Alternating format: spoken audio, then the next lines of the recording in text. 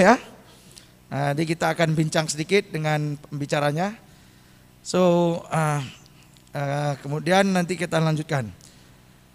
So, hi everyone, those who are in Zoom meeting platform and those who are here in person in Pontianak.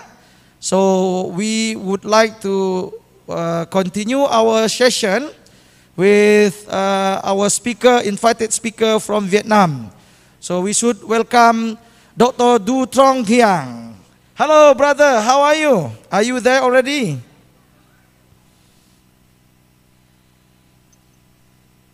Maybe microphone. Hello? Unmute microphone. Yeah. Yes, I could hear you. Can Wow, you hear me? it's great to hear your voice, Yes, brother Troung. Yeah. Good. So, hello from Pontianak, brother. Good morning from Hanoi, Vietnam. Okay. So, are we in the same time zone? Yes, in the same time zone. Okay, yes, so we are in the same time zone. So, Brother Troung, we have students from Indonesia here, and then students from Brunei Darussalam, from Thailand, and from Malaysia in Zoom meeting. But in Indonesian part, in Borneo, we have students from East Borneo, from Central Borneo, from South Borneo, and from West Borneo. So West Borneo is where I am now here located, in the city of Pontianak, the capital of West Borneo, of Indonesia actually. So as maybe information to you, Borneo Island is divided into 3 countries actually. Yeah? The first part and the largest part belongs to Indonesia of Kalimantan. We call it Kalimantan. So Kalimantan of Indonesia, and we have 4 provinces. East Kalimantan, Central Kalimantan, South Kalimantan, and West Kalimantan. And we have the second part of Borneo belongs to Malaysia, Eastern Malaysia. They have 2 provinces. So one is Sabah and the other is Sarawak. And then we have the last part belongs to Negara Brunei Darussalam. And we have students and lecturers from Negara Brunei Darussalam. And in the Zoom platform, we have lecturers from Malaysia, from Brunei, and also from Indonesia as well. So welcome, Brother Dr. Troung. And we should welcome our moderator today. Please give applause yang semangat, tepuk tangan yang gemuruh kepada Mbak Fitri. Ya, tepuk tangan. Ya, ini so our moderator is Fitri MT Sol ya. Maybe MT Sol, I forgot. So you might mention your title. And not to take longer time, I will hand the floor to Mbak Fitri to start the session. All right, time is yours. Okay. Thank you very much, Professor. Assalamualaikum warahmatullahi wabarakatuh. Okay, good afternoon, everyone. Welcome to the last invited session, invited speaker session in the Borneo Undergraduate Academic Forum, or known as BUAF. My name is Fitri Susanti Ilyas, and I'm going to be the moderator for this session. Oh, I think I need to turn it off. Hold on.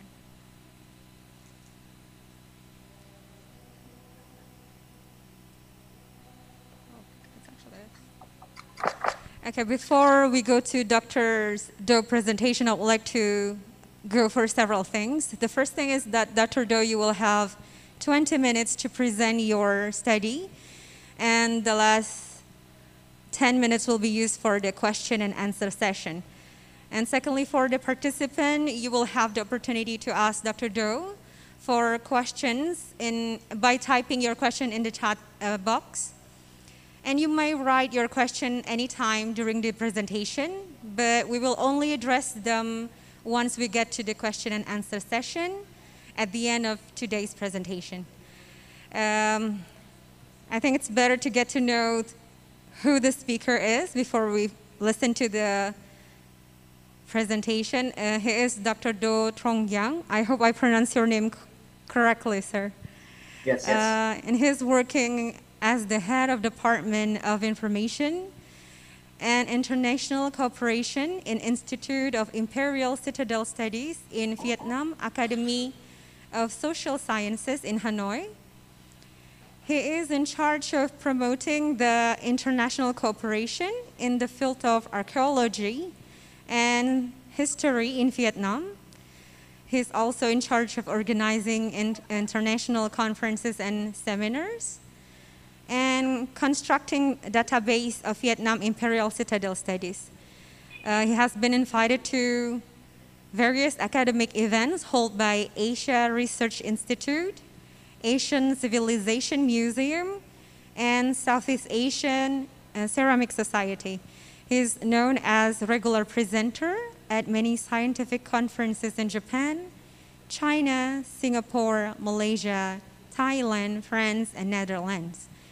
He also participates in various important projects such as classify research and assess the value of and compile scientific document of the Troung Imperial Citadel site in Hanoi and excavation at the OCO site in the southern Vietnam. Today, Dr. Do will present his study on the history of trade between Vietnam, Champa, Angkor, and Java. So without further ado, Dr. Do, the time is yours to present your study. Thank you very much for the introduction. Okay, I would like to share my screen.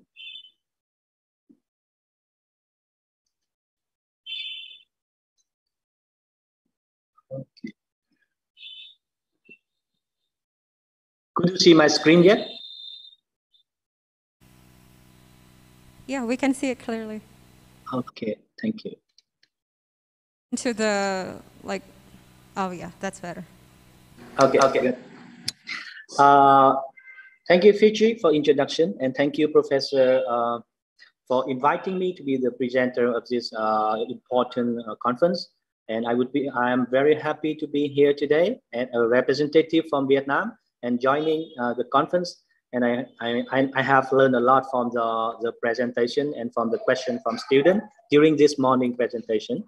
And for today's presentation, I am talking about the ceramic trade from North Vietnam to Java and Indonesia during the 14th and 15th centuries. So I think that the topic is a bit different from the main themes of the conference, because the conference is focusing on the COVID-19 pandemic themes. But for my presentation, I slightly changed the theme, and I mentioned about the connection or the historical relationship between Vietnam and Indonesia during the pre-modern period. And I hope that you will be happy with my presentation. Showing the location of our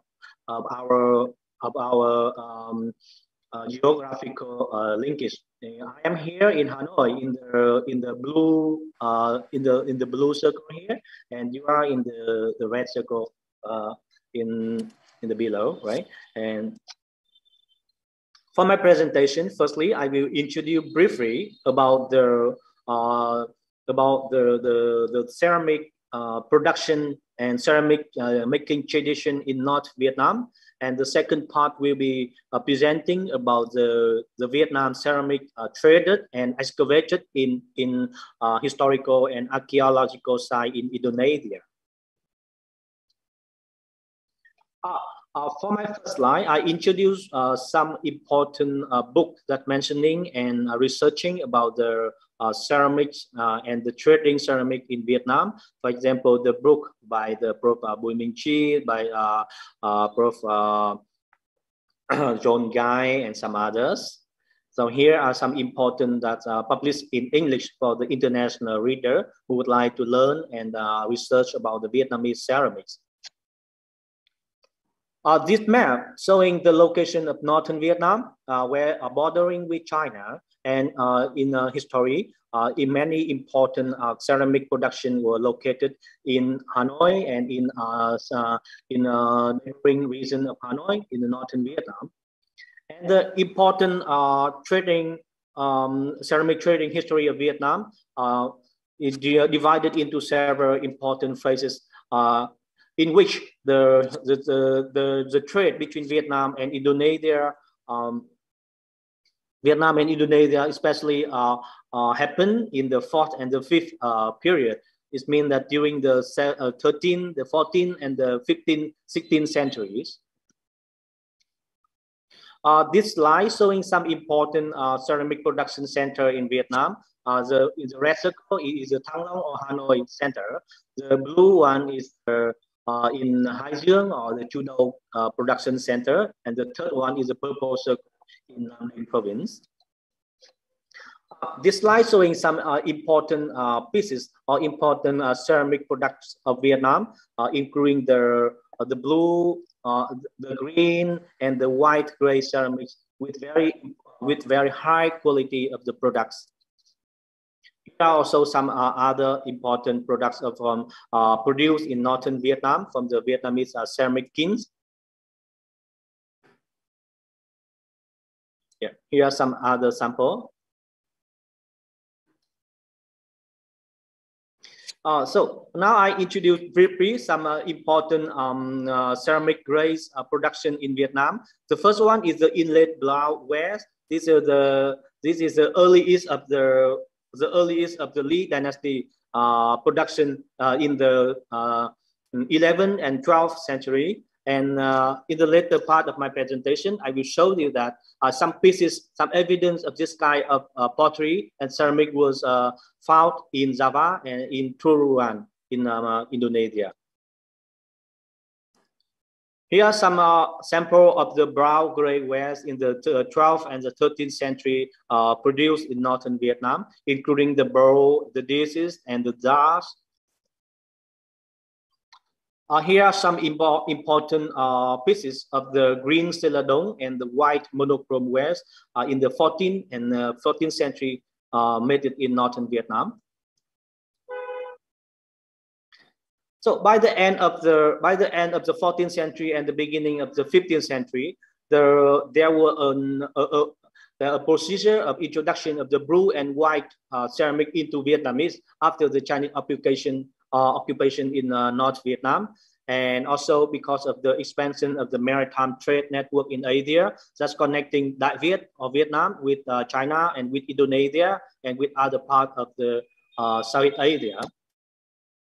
So by the end of the 14th century and early 15th century, Vietnam made important blue and white ceramic like this, like important vase, blue and white jars like this.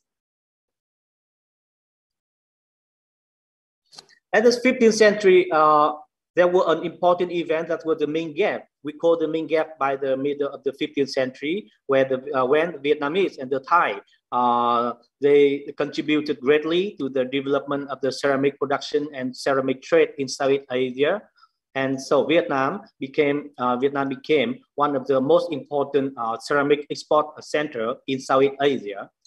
And during this period, that many of Vietnamese ceramic was exported to Majapahit and to Indonesian archipelago. Some important pieces, like for example, the candy or the bottle and the jars. They are very typical Vietnamese blue and white production by the 15th century. The decorative motifs are very diverse, including the dragon, including the figure, the animals. And here are some samples of the decorative motifs. Especially by the 15th century, the dragon motif is one of the most important and the most favorite motifs for the Vietnamese ceramic. And this larger bottle is very important. And it was mentioned the location and the time of the producing of this product, and is now being kept and displayed in the Turkey.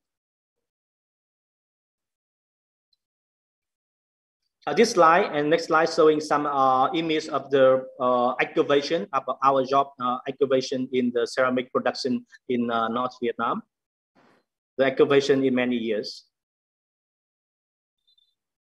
So you can imagine that's imagine our work, our archaeology study in North Vietnam.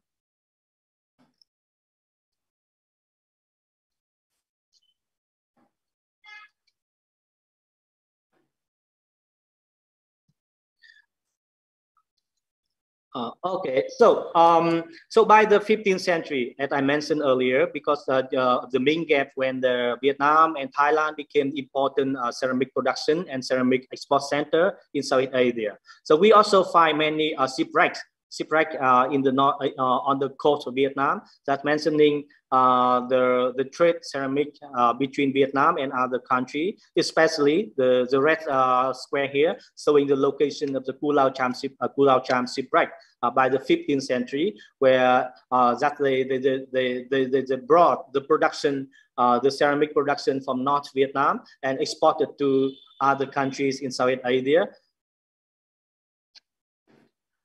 And now I move to the second part of my presentation, where I will describe and presenting about the connection between relationship between Dai Viet and the Indonesian archipelago during the history through the ceramic evidence.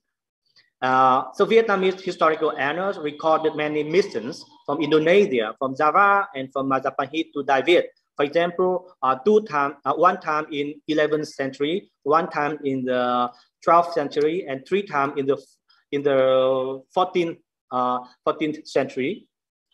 And the location that the Java, the Indonesian mission came to North Vietnam is normally located in they reach the Vân Đồn seaport in the green circle here. And from this seaport, they will brought to Thang Long in the green in the red circle. So in the meantime, Java and Majapahit became important political center in South Asia, and many important political centers in Java, including the Kadiri, Singosari, and Majapahit, and also many important commercial centers like Tuban, the Gresik, or Surabaya. So Java became an important economic center, an important sources for spice, and many foreigner and foreign trader came to Java for the trading and exchange for the spice. The true Ulan capital became important political center, and and I think also became a religious and a commercial center during the Majapahit period in 13th and the 14th century. So according to Nakara Ketagama in the 14th century, there was the appearance of the Champa, the Vietnamese, Cambodian, Chinese, and the Indian trader came to Java, came to the Majapahit, and offering the gifts the present to the Majapahit kings, and also joining the Chaicha festival. So this is an important evidence of the diplomatic and the commercial relation between the Vietnam and Indonesian from the Indonesian perspective in the 14th century.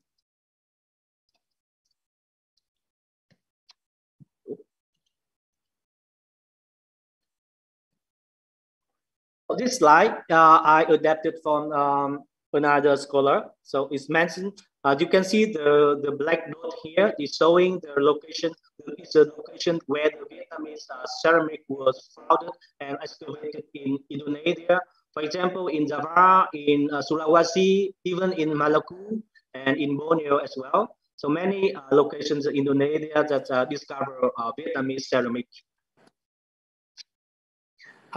This slide showing the image of the Vietnamese blue and white ceramic founded in Sumatra, and also in Java by the 14th and 15th century and beginning of the 16th century.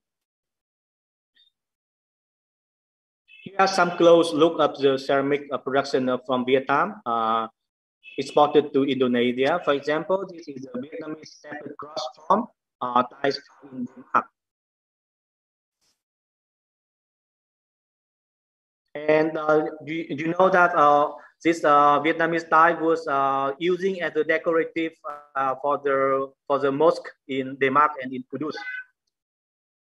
Here are some another sample of the Vietnamese ceramics in Denmark.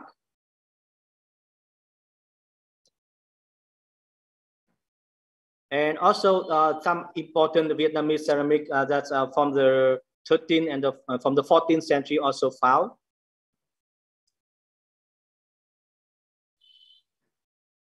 These ceramic were found in the Troung. Why ceramic became important material or evidence for researching the historical connection or the diplomatic relationship between Vietnam and Indonesia in the past? Because ceramic were considered as the practice goods for diplomatic purpose. For example, the ceramic being the gifts from Đại Việt kings to Majapahit court, and the ceramic being the important daily for the daily needs of the local people, especially for the Muslim communities in Java by the 15th century. And Vietnamese ceramic being the decorative object for the temples, for the mosques, and for the tombs in Indonesia. And the ceramic were also the object for trade and revenue in exchange for the local goods, especially the spice from Indonesia. So I figured out an important patterns that the Vietnamese ceramic was following the foreign ships from Vietnam and was carry on the China or the Arab or the Indonesian vessels that came to the local entrepot or the entry commercial ports in coastal center in Indonesia, like the Surabaya, and then it was traded and brought to the hinterland center for the local goods, like in the Troung or the Denmark. So now I came to my last slide for the conclusion. So the ceramic evidence showing or proof the long tradition of contact between Vietnam and Indonesia in the history, and it could be considered as a shared heritage and the shared history between the two countries. The ceramics and archaeology could contribute to develop the mutual understanding and the future cooperation between two countries and between the scholars in two countries. So, and Đại Việt and Majapahit was considered as the major center in the maritime trade in Southeast Asia, and the Vietnamese ceramics were manufactured by special orders from Majapahit.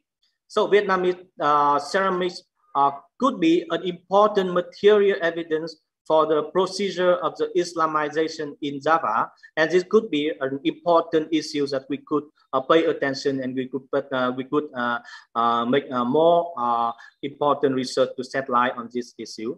So thank you very much for the attention.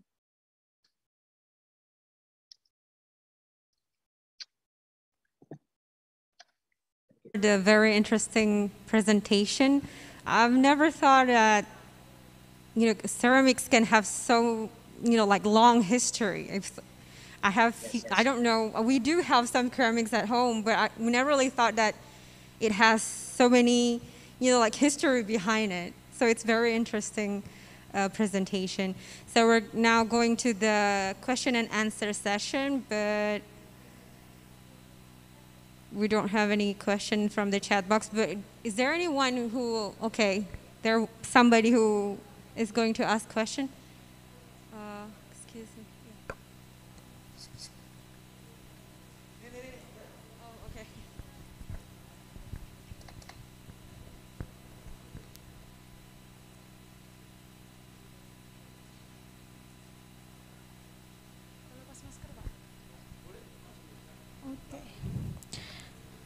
Oh, okay.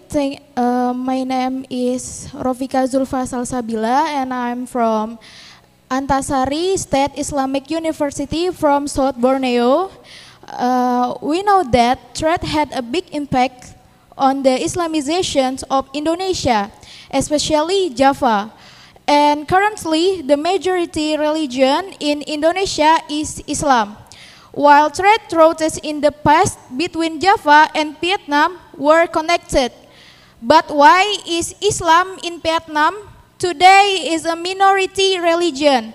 Is there a factor of differences in trading conditions, such as what goods are sold affect trade cooperation? Thank you. Okay, thank you very much. Is there any more questions? So probably we can. Ada lagi?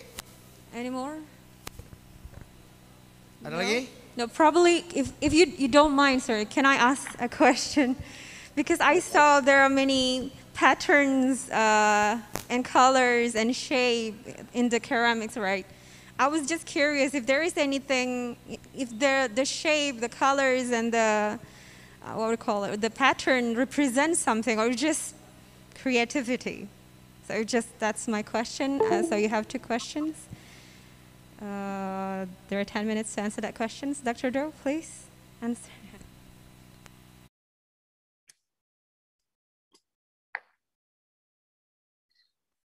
So maybe before you have another questions, I would like to address 2 first questions. So very interesting.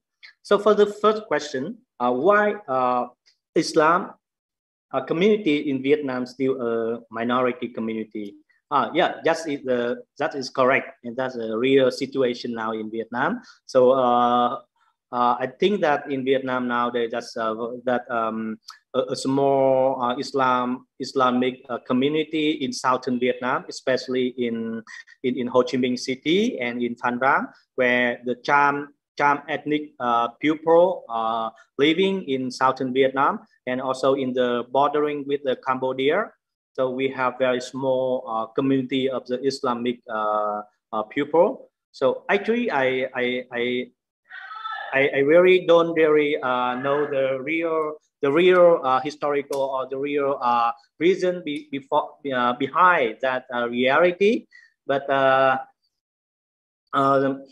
actually for the Cham people in southern Vietnam, they are now half of them are now the Muslim or the Islam, and they have very close connection, very close relationship with Indonesian and with the Malaysian, especially with the Malaysian, because the language of the Cham people in southern Vietnam nowadays, they share many similarity with the Malaysian language communities. For example, they can for their language, they can 70% understand the language of the Bahasa Malaysia or Bahasa Indonesia. So they have a very natural relationship between the Cham people and with the Indonesian and Malaysian people, and they all belong to the Malayo-Polynesian origins. So that's a very difficult issue that I think that I will need to study more. So, and for the second question is about the shape and the color. Did they presenting something? So yeah, they did. I agree, they did. For example, in my slides I presented some different colors and different grades for the ceramics. So for example, the brown grays like this one, some brown gray like this is important for the Buddhist or the Buddhist communities, but for the other for the blue and white is could be important for the Islamic community and for the royal court. So different people, different community, they have different different tastes of the beauty. So they have different demands in the ceramics. Thank you.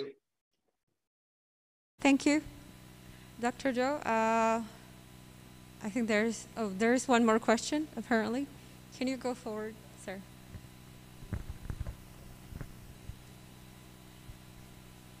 Probably this is the last question for this session. Okay, Bismillah. Hello, Mister. I am Yazid Imam Bustomi from IAIN Pontianak.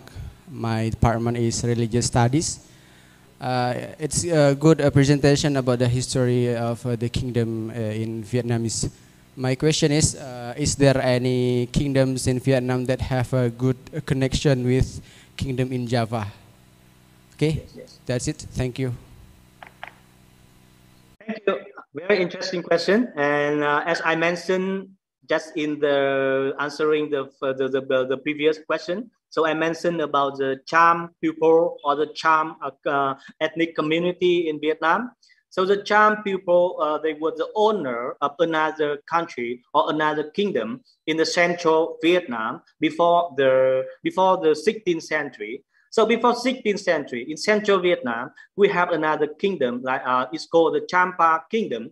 Champa Kingdom was a Hindu or Buddhist kingdom, and after the 15th century, the Cham people they also influenced by the Islamic religion, and some of the Islam were penetrated into the Cham people after the 15th century. So nowadays the Cham people they still have the Cham Islam, the Cham Muslim communities in Vietnam, and before the 15th century, the Champa were traded and they had a very close connection with the Majapahit, with Indonesia, also with the Philippines, especially through the ceramic trade.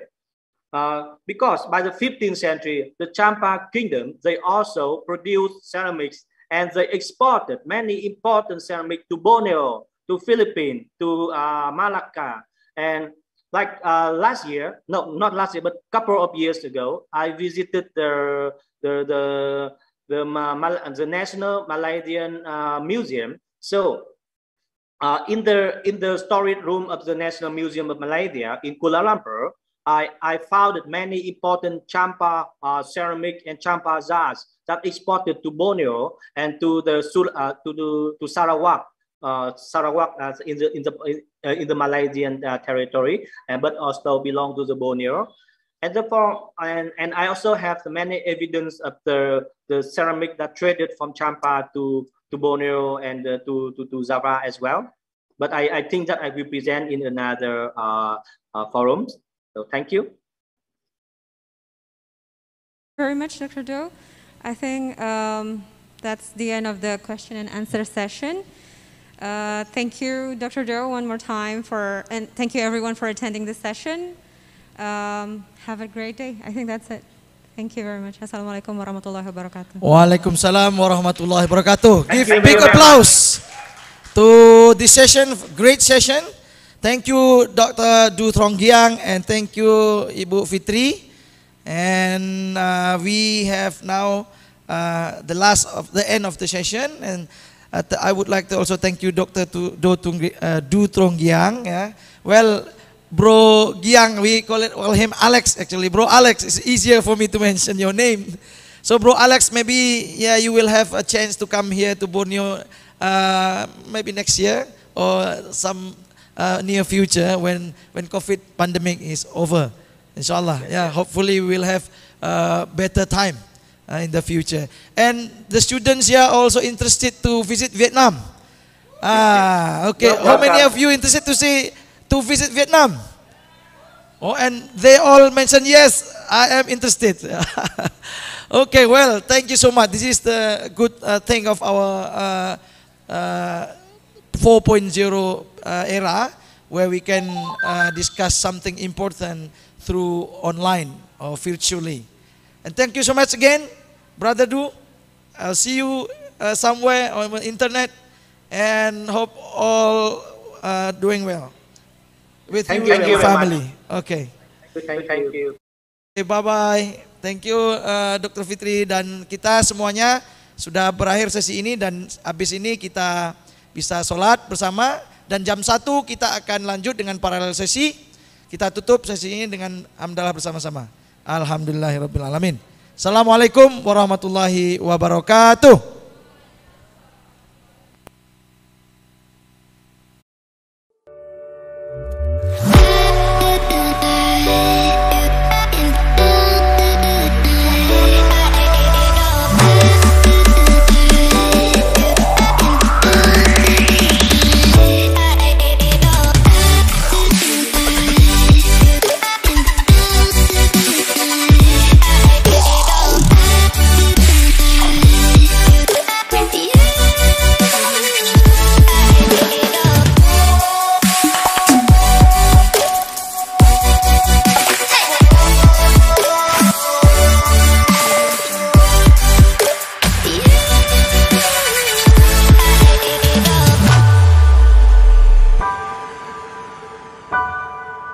Jungle.